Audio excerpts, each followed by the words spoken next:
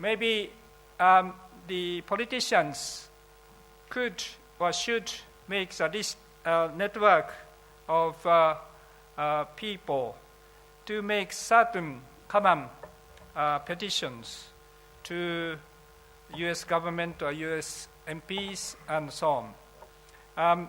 There is a suggestion of some politicians to sign to request the United Nations to have independent investigation on the 9/11s. I don't know the UN is better or independent commission is better, but this is some of those things that some politicians, with the help of NGOs, should be talking about. By the way, partly because of my intervention in January, Mr. Kucinich, congressman in USA, who tried to stand for the presidential election, has, of course, since then withdrawn. But he has said quite recently that he wants to ask the government, or he wants to make some investigation about the put options in the 9/11s, 2001.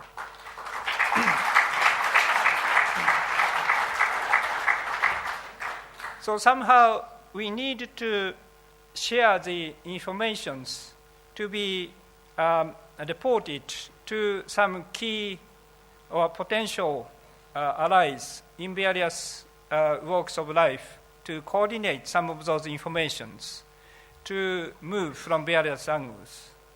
And I feel that conference like this, and the conference, by the way, there was a conference of NGOs who are dealing with 9/11s to meet for the first time in Amsterdam on the 1st and the 2nd of March. So I was lucky enough to move from Belgium to London to that meeting in Amsterdam.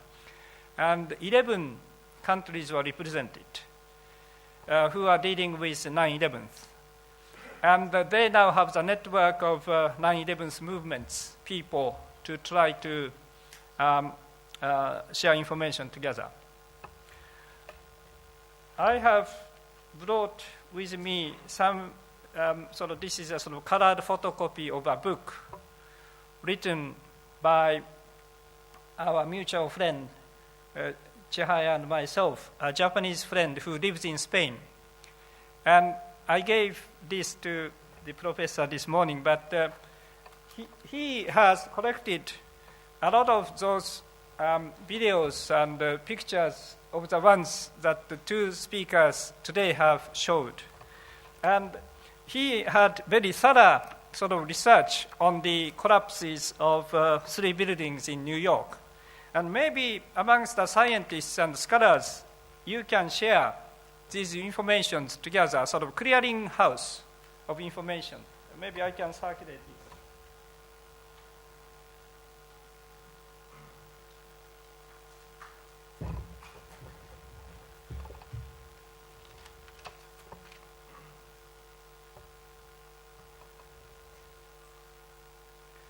So maybe in my conclusion, I think the scholars maybe did the first pioneering work in coordination with various non-governmental organizations.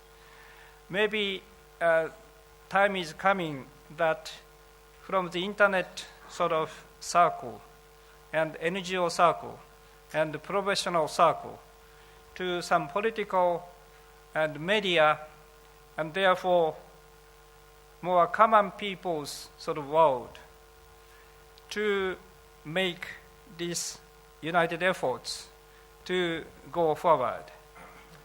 And for this, I admire and pay respect to the conference organizer today in Australia. Since my arrival this morning, I was asked by various people why Australian MPs have not shown interest. And my answer is that I think quite a few Australian MPs must know some fragments of information, but they do not seem to have enough thorough information, enough to be able to stand up and to go beyond the risk of losing their seats. But if maybe a bit of thorough information and one-to-one talk to one or two MPs. And if one or two MPs got enough information and therefore feel secure or feel something very important to take up, and if one or two MPs in the parliament did move, I think other MPs could follow. Because I was very surprised that after my interventions to the Prime Minister in January, quite a few colleagues in my party actually had known about the 9/11's doubts quite a lot. One person, for instance, had known about the put options.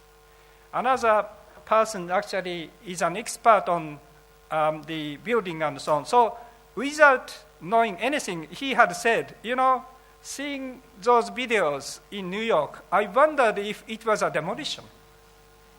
Yes, one particular MP, who is a Secretary General of our party, actually wondered if it was a demolition. But even he didn't dare to ask it because it was unthinkable, he thought.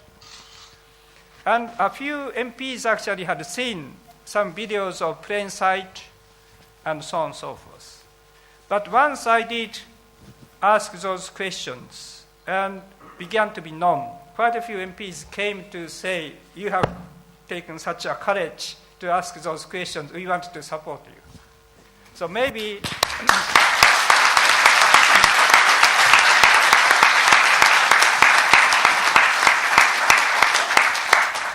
in Australia, there are potential MPs who knew quite a lot. And a little bit sort of encouragement and information can help them go forward. And I, again, thank you for the invitation. And I would like particularly to mention that this is Chihaya, who lives in Victoria. She actually translated my debate in the Japanese Diet into English. And because of her efforts, that English version had been translated into French, German, Spanish, Italian, and Slovak language version.